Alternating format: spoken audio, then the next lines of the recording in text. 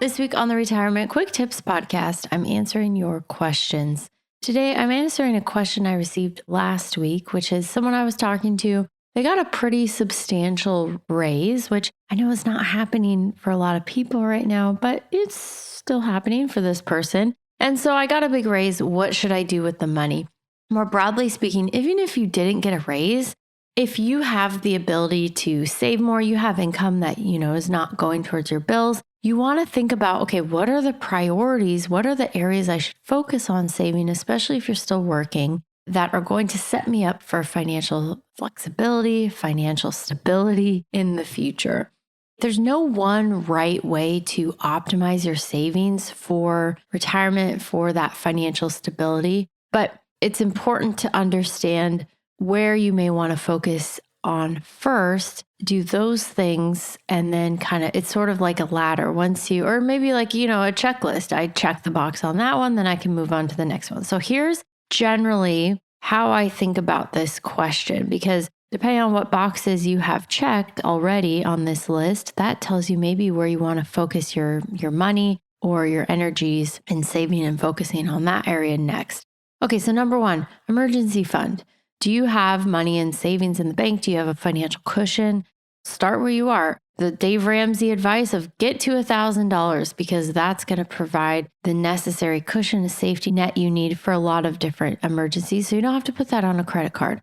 If you already have some money in savings, keep in mind the average American, not average, about 40% of Americans cannot cover a $400 emergency without putting it on a credit card. So we don't want that to happen. So start with 1,000. If you're already in excess of that, we want to start thinking about working towards 3 to 6 months of whatever your monthly spending is saved for emergencies. So if you spend $5,000 a month, you want to save somewhere between $15,000 and $30,000 for emergencies. If you are still working, I actually think it should be higher than that. It's a topic for another day. If you're retired, if you already have a few $1,000s, you're kind of in that $15,000 to $20,000 range, get up to 6 months, get up to that $30,000 range. Because if we are headed for a recession, which I think we are, I talked about it yesterday, you're going to want that higher cushion. And even if you're not, it provides just a lot of peace of mind and you're not as stressed about your finances when you have money sitting in the bank for a variety of emergencies at all times. Okay, so if you have that emergency fund built up, by the way, you don't need to get to 6 months of living expenses saved before you do these other things. It's just if you don't have any emergency savings, if you have a very low cash balance, if you're kind of paycheck to paycheck, we want to work on that first. Next is contributing enough to maximize whatever your employer is matching on your 401k or other workplace retirement plan. Usually this is in the 3 to 5% range. If you have a health savings account, this is that step where you would want to contribute to that as well.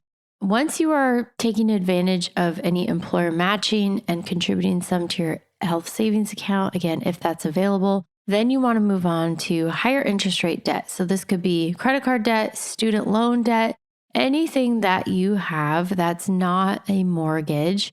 And there are a variety of ways you could use to pay off this higher interest rate debt. But if you have debts right now, non-mortgage debt, and you look at what am I paying? What am I paying all these various people? So what am I paying credit cards? What am I paying in student loans? What am I paying in my car loan payment? If you can get rid of those bills, it frees you up to really be able to save a meaningful amount for retirement. So this is where a lot of people get stuck. They never get rid of those payments to other people and the handcuffs of debt. And so they're never able to save 10% on average per year for retirement, which would be the next step.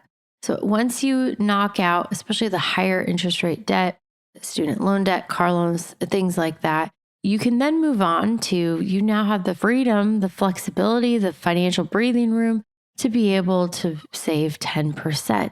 And that is a recommended guideline. You should save about 10% of your income towards retirement for as long as you can, consistently as you can over your working life. Here's where you would also consider additional Roth contributions if that's available in your 401k or if your income allows. Next, once you are in that 10% or more savings consistently for retirement, then we can focus on other goals. See, everybody gets it backwards. This is like step 5 we're on now. But everybody's like, well, I want to save up for this vacation I want to take. I got to save for my kids' college. No. We got to get 10% in going into your retirement accounts, at least before we get to this phase. Once you're on a good path towards retirement, you've eradicated much of your debt, then we can start looking at, well, what are some specific goals? We only want to do that after we're on solid financial footing. And the problem here is that a lot of people, whether they're saving for a house or their kids' college or some dream vacation, they put that at the very beginning, and then they wonder why they don't reach these other goals. They don't pay off their debt. They don't save enough for retirement. It's because they prioritize these other things before prioritizing getting out of debt and saving more towards retirement. All right, the very last one. Once you are well on the way and saving for all of your most important goals, you're saving 10% for retirement, then we can look at, do we need to save more? We can save more in taxable accounts, like having maxed out your 401k. Okay, well, there are other ways you can continue to save once you've done that. This would also be the stage where you would focus on paying off lower interest rate debts, maybe your mortgage. Like, do you want to be debt free completely? And is that an important goal? Then, pay off your debts, pay off your mortgage. Do you want to maximize your savings and flexibility? Then you can save more in taxable accounts. So at this stage, it comes down more to personal preference, but we want to get the right steps in the right order to set you up again long-term for financial stability. Going back to answering this question, depending on which of those boxes you've already checked, if you have the ability to save more, in this case, this person got a pretty significant raise. What should I do with that money? Well, these savings optimizations and these sort of steps along the way should help you to identify what area you want to focus on or what would be best to focus on in your particular situation. All right, that's it for today. Thank you so much for listening. My name is Ashley Michikay, and this is the Retirement Quick Tips Podcast.